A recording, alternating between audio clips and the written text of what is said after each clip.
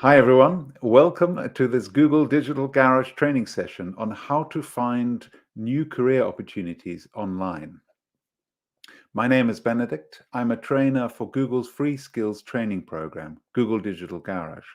Just a bit about myself, I'm an experienced coding specialist and digital skills trainer, as well as having a background in the digital creative industry and worked in the sector for over 20 years. I would also like to introduce our amazing moderator, Francois. Francois is also a Google Digital Garage trainer, and it's going to be answering just about all of your different questions. On the right-hand side, you'll see the chat. That's where you're going to be asking all the different questions, and that's where Francois will answer them for you. So it's a great opportunity. So please do take part, interaction and everything. If you do need to have a YouTube account. If you don't, of course, you can quite easily sign it. You see a box there on the right to click on to sign up for one. So it's a great opportunity. Please do take part. Fire away with your different questions. We're here to assist and answer them. And also, Francois will pass across some of them across for the questions at the end. So please do fire away with your questions. We've only got 15 minutes in this talk, so make sure you do ask them as soon as possible. Okay, so here goes.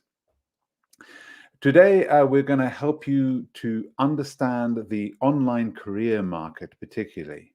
And then we're going to be looking at exploring tips to find a job online. All right, so those two particular areas. All right, so first of all, understanding the online career market. We're going to have a good close look at some of the different things here. So there are different types of jobs online, okay? So what types of jobs can we generally find?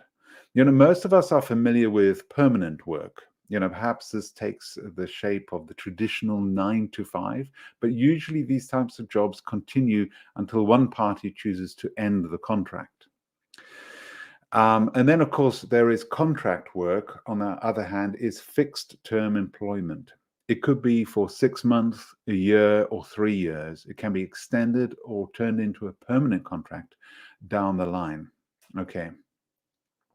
And then, of course, there is freelance work, which is project-based and doesn't involve you becoming an internal employee of the company. Although often you can pick up recurring clients, this type of work is self-driven, particularly. All right, so where to find jobs? Okay, so once you actually know what kind of job you're actually really looking for, you can start to search online. Now, while jobs can be found in many different places, there are three main types of platforms you can actually use. The first would be the company website. Now, here you can apply directly to the company without any third-party sites. Now, 92% of recruiters say this was their best way to find new talent.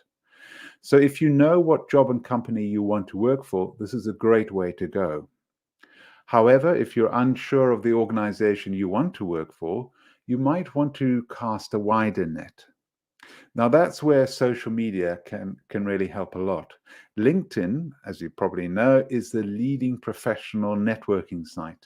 And 87% of recruiters regularly use LinkedIn to actually source talent. You can apply easily to jobs with your preloaded CV, or you can apply to individual jobs with a tailored CV. Because the big thing is you can set yourself on LinkedIn, do so as soon as possible to build up with different reviews and so forth. Networking is also encouraged, so reach out to individuals in the company who may know about potential job openings, like heads of departments or managers. Another place you may want to search for jobs is on the job marketplace. Now, these are sites dedicated to matching recruiters with talent, all right? So on these, you can filter for types of jobs, salary, location, those kind of things. And let's take a look at a few of these now, all right? So Indeed is a leading global job marketplace where you can actually search and apply for jobs. A great feature here is that you can actually view company reviews and find salaries for your industry, particularly. And then another one is Freelancer. Freelancer is a hub for freelancers to find clients. Some other popular ones you may have heard of are Upwork, Fiverr with a double R at the end, and CV Library. Now, these platforms allow you to upload portfolios or examples of your work and network with clients to find projects. Another one is Reed. Reed is also a marketplace for jobs. You can actually search and filter jobs in your field. You can also work with a consultant to improve your CV and job application skills because they're there to assist you and help you find the right job for yourself. Okay. So tips to find jobs online. Okay, so now we're going to go through a couple of the different things to help you. So the big thing here is use particularly keywords. Much of the online application process is now actually automated. Now, many of the above mentioned job boards, which I mentioned already, as well as the companies themselves, use applicant tracking software. So that's applicant tracking software to actually filter applications by relevance. So the big thing is relevance, of course. Now, in fact, 98% of large organizations use this software to filter candidates. This means that your application will first go through a program that decides whether you have the necessary skills, experience, and qualifications, prior to sending the application through to the hiring manager. You will then see only the most relevant candidates. Now, this means you need to adapt your CV so that you don't get filtered out. So, how do you do this? Read the job post carefully and use the phrases and words they have used. If they use the word diligent, don't use hardworking, for example. And then try to use the job title in your CV and resume multiple times. So if you are applying to use to be a video editor, for example, use that phrase to describe previous work if relevant, only if relevant, of course. And then always be accurate. Don't try to keyword stuff or use words or phrases that aren't true. This is the whole point. Of course, there's keywords, yes, but they only keywords that match, which are true. You don't want to mislead recruiters or misrepresent your skills. Very, very important, because that would be the worst thing if you're misrepresenting yourself, both for, tricking out other people to take you on maybe for the job, but also if you're not fully trained for it, then it's not going to help. One of the things as well I recommend with a job post, I often do this when I am applying for a job. I write the spec. I write on a page, 2 columns. On the left-hand side is the job spec, which each of the different details. On the right side, I put my own, how I match with that particular spec. That way, it really helps you make sure you're covering all bases. So keep your profiles up to date. Now, many recruiters use social media and job sites to actually find candidates by running searches and viewing your profile. So by keeping these profiles up to date, you give yourself the best chance of actually standing out to recruiters or appearing in search results. So make sure to consistently update your profile with achievements and awards. Of course, keep those up to date. Metrics of success, like increase customer retention by 20% in 2021. Most relevant experience or projects. Not everything is necessary to include. And if it's too long, you might actually detract employers from reading it because it's like, whoa, so much to read, they're put off by it. So as you start creating your profiles and job sites, you might want to keep track of them in a spreadsheet or document. This will really help you to keep them up to date as your skills or experience changes, because it does change over time, of course. This is a big thing. Keep it up to date and putting all those different details, but making sure you're not making it too long-winded, because people will get put off by that. It should be shortened, maybe bullet points to make it nice and clear. Okay. Then with let's have a look at this. Tailoring your CV. All right. Lastly, don't use the same application on CV for every job. Even if it's a similar role, make sure to read each job description carefully and speak about each of the different points. Show how you can add value to the position or demonstrate where you have succeeded in the tasks previously. Even better, do research into the company. See what particular things they're going to need and see how much you match and how much you'll be able to do for that particular company. Doing that, they will really appreciate that, because of course you're putting in all that time to actually present all of these different things. Okay. Now, if you have access, of course, to the names of the recruiters, always use them in your cover letter. Very, very important. This really helps create a more personal connection to the recruiter and is, more polite as well.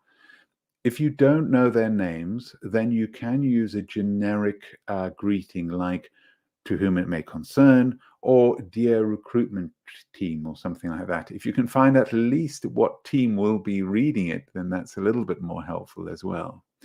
And lastly, of course, what I've mentioned already, but do your research on the company and mention their values or mission in your cover letter or CV, okay? For example, if one of their top values is innovation, try to demonstrate how you have creatively solved problems in the past, which relate to this. Very, very important. If it is inclusivity, you can mention how you headed the diversity and inclusion training at your previous company, for example. Now, sometimes as well with the different jobs, sometimes you might have had experience working on different projects. It could have been at university, it could have been at school, or something like that. There can be different places you show those particular skills. You can mention those as well.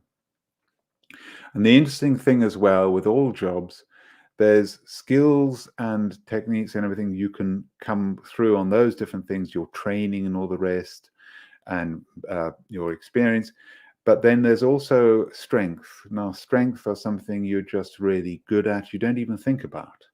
But often you need to ask your colleagues and friends, what are my strengths? Because often you don't even think about it. People paying me for that? No, come on, it's obvious, everyone can do it. But often everyone can't do it. And this is the strength that you might not actually be that aware of, that you can actually use, particularly for future jobs. And it's great when you can find those particular things out. So that's tailoring your CV and also your cover letter. The ideal as well with a cover letter is you can particularly gear it particularly to the company that you're applying for. CV, you can make some changes, of course, with each job. All right. So over to you. So how are you going to change your approach to job search online? So following this session, consider how you're going to, change your approach to your job search. What changes will you make to your CV, or which site will you actually create a profile on? Welcome. Welcome, Shasha from Sri Lanka. Sorry, I just saw your entry now. I think you just put it in now. So welcome. It's great to see you here. I see as well you do have a question. Is there opportunity for data entry and typing? Yes, absolutely. There are different jobs in that particular area. Absolutely. I myself, a long time ago, worked at data entry. Yes, for NHS for some time, which was quite interesting because the technology was not quite as advanced as I hoped it would be. And of course, there's typing as well, secretarial roles as well, all sorts of different things. So you've registered in Fiverr. Okay, you need to keep searching online. You can't, it's kind of a thing, I'm afraid, you can't give up on. You've got to just keep on trying, keep on working on it. But best of luck with that, Shasha. Okay, so I'm going to move on to this. So everyone, we're going to wrap up here as we're out of time. Literally, you've just got a minute left. I hope that it's been a useful dive into this particular course on finding the right career for yourself today. Now, what actions are you going to take to get your business visible from now on? Take some time to reflect and plan your strategy for actually getting a job. Now, as I mentioned at the beginning of this session, if you are interested in more training from Google Digital Garage, there are a few ways you can continue learning. If you would like to carry on learning online in your own time, check out the Google Digital Garage website for more online training courses, which are available to you 24/7. There's a lot of different webinars as well. You see the information down below. So great opportunity. You can set these different courses, which we provide, 15 minutes, sometimes 45 minutes, sometimes an hour. So it's a great opportunity. Don't miss out on that opportunity. Please do provide the feedback now. That'll be wonderful. And also, if you want to provide even further detail, there's team@thedigitalgarage.co.uk. So great to be here with all of you. Any further questions, please do feel free. Continue. We're going to be finishing just now, but thank you everyone for joining today. We look forward to welcoming you again to another Google Digital Garage training session soon. Thank you.